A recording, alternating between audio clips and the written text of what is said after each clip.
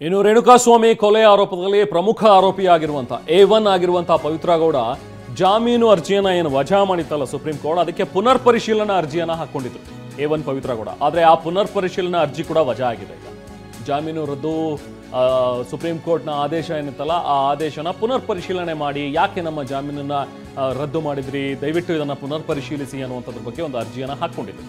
But ಆ ಅರ್ಜಿ ಕೂಡ ಈಗ ವಜಾ ಆಗಿದೆ. ಸೊ ಹಾಗಾಗಿ ಈಗ ಮತ್ತೊಂದು ಬ್ಯಾಡ್ ನ್ಯೂಸ್ ಪವಿತ್ರ ಗೌಡಗೆ. ಈ ಹಿಂದೆನೂ ಕೂಡ ನಾವು ನಮ್ಮ ಪ್ರತಿನಿಧಿ ಮಾತಾಡ್ತಾ ಇದ್ದಂಥ ಸಂದರ್ಭದಲ್ಲಿ ಚರ್ಚೆ ಮಾಡ್ತಾ ಇದ್ವಿ, ಇದು ಟೂ ಅರ್ಲಿ ಆಗಲಿಲ್ವಾ ಪವಿತ್ರ ಗೌಡ ಇನ್ನೂ ಕೂಡ ಈಗ ಚಾರ್ಜಸ್ ಫ್ರೇಮ್ ಆಗ್ತಾ ಇದೆ, ಹೇಗೆ ಈಗಲೇ ಮತ್ತೆ ಬೇಲ್ಗೆ ಅರ್ಜಿ ಹಾಕಿದ್ದಾರೆ ಅನ್ನುವಂಥದ್ದು. ಬಟ್ ಇದು ಬೇಲ್ ಅರ್ಜಿ ಹಾಕ್ಕೊಂಡಿದ್ದಲ್ಲ, ಬೇಲ್ ಕ್ಯಾನ್ಸಲ್ ಆಗಿತ್ತಲ್ಲ. ಸುಪ್ರೀಂ ಕೋರ್ಟ್ ಏನು ಕ್ಯಾನ್ಸಲ್ ಮಾಡಿತ್ತು ಬೇಲನ್ನು, ಇವರ ಸುಮಾರು 7 ಜನರ ಒಂದು ಬೇಲನ್ನು ಕ್ಯಾನ್ಸಲ್ ಮಾಡಿ ಮತ್ತೆ ಈಗ ಪರಪನಾಗ್ರಹಾರ ಜೈಲಿಗೆ ಹಾಕಿದೆ. ಪವಿತ್ರ ಗೌಡ ಕೂಡ ಜೈಲಲ್ಲಿದ್ದಾರೆ, ದರ್ಶನ್ ಕೂಡ ಜೈಲಲ್ಲಿದ್ದಾರೆ.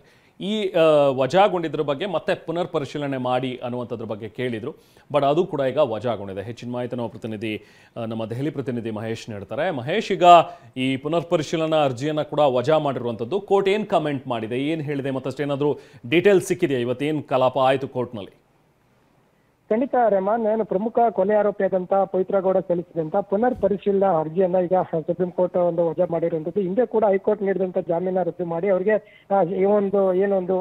ಮತ್ತೆ ಒಂದು ಶಿಕ್ಷೆ ಕೂಡ ಪ್ರಕಟ ಮಾಡಿತ್ತು. ಪ್ರಮುಖವಾಗಿ ಸುಪ್ರೀಂ ಕೋರ್ಟ್ ಆದೇಶ ಮರುಪರಿಶೀಲನೆಗೆ ಕೋರಿ ಒಂದು ಅರ್ಜಿ ಸಲ್ಲಿಕೆ ಮಾಡಿದಂತ ಪವಿತ್ರ ಗೌಡ ಈಗ ಅದನ್ನು ವಜಾ ಕೂಡ ಮಾಡಿರುವಂತದ್ದು. ಏನು ಅಂತ ಹೇಳಿದ್ರೆ, ನಾನು ಸಿಂಗಲ್ ಪೇರೆಂಟ್ ಇದ್ದೀನಿ, ಮತ್ತೆ ಅವರ ನೋಡ್ಕೊಳ್ಳೋದಕ್ಕೆ ಯಾರು ಇಲ್ಲ ಅಂತ ಹಿನ್ನೆಲೆಯಲ್ಲಿ ನನಗೊಂದು ಬೇಲನ್ನ ಸ್ಯಾಂಕ್ಷನ್ ಮಾಡಿ ಮತ್ತೆ ಇದನ್ನ ಅರ್ಜಿಯನ್ನ ಪುನರ್ ಪರಿಶೀಲನೆ ಮಾಡಿ ಅನ್ನೋದು ಕೂಡ ಅವರು ಕೋರಿದ್ರು. ಆದ್ರೆ ಇದನ್ನ ನಾವು ತೀರ್ಪು ಮತ್ತೆ ದಾಖಲೆಗಳನ್ನ ಸೂಕ್ಷ್ಮವಾಗಿ ಪರಿಶೀಲಿಸಿದ್ದೇವೆ, ಮತ್ತೆ ಸೂಕ್ಷ್ಮವಾಗಿ ಪರಿಶೀಲನೆ ನಡೆಸಿ ಆದೇಶ ನೀಡಿದ್ದೇವೆ. ಮತ್ತೊಮ್ಮೆ ಪರಿಶೀಲನೆ ನಡೆಸೋದಕ್ಕೆ ಯಾವುದೇ ಅಗತ್ಯವಿಲ್ಲ ಅನ್ನೋದು ಕೂಡ ಈಗ ಪೀಠ ಹೇಳಿರುವಂತದ್ದು.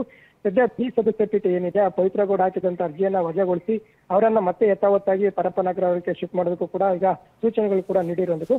ಪ್ರಮುಖವಾಗಿ ಈಗ ಏನು ಕೊಲೆ ಆರೋಪಿಯಾದಂತ ಈಕೆ ತನ್ನ ಮಗಳಿಗೋಸ್ಕರ ಮತ್ತೆ ಇತರ ಒಂದು ಕಾರಣಗಳನ್ನ ಒಡ್ಡಿ ಒಂದು ಬೇಲನ್ನ ಮರುಪರಿಶೀಲನೆ ಕೋರಿ ಅನ್ನೋದು ಕೂಡ ಅರ್ಜಿ ಹಾಕಿದ್ರು. ಆದ್ರೆ ಇದು ಯಾವುದೇ ರೀತಿ ಸುಪ್ರೀಂ ಕೋರ್ಟ್ ಅನ್ನ ಪರಿಗಣನೆ ತೆಗೆದುಕೊಂಡಿಲ್ಲ.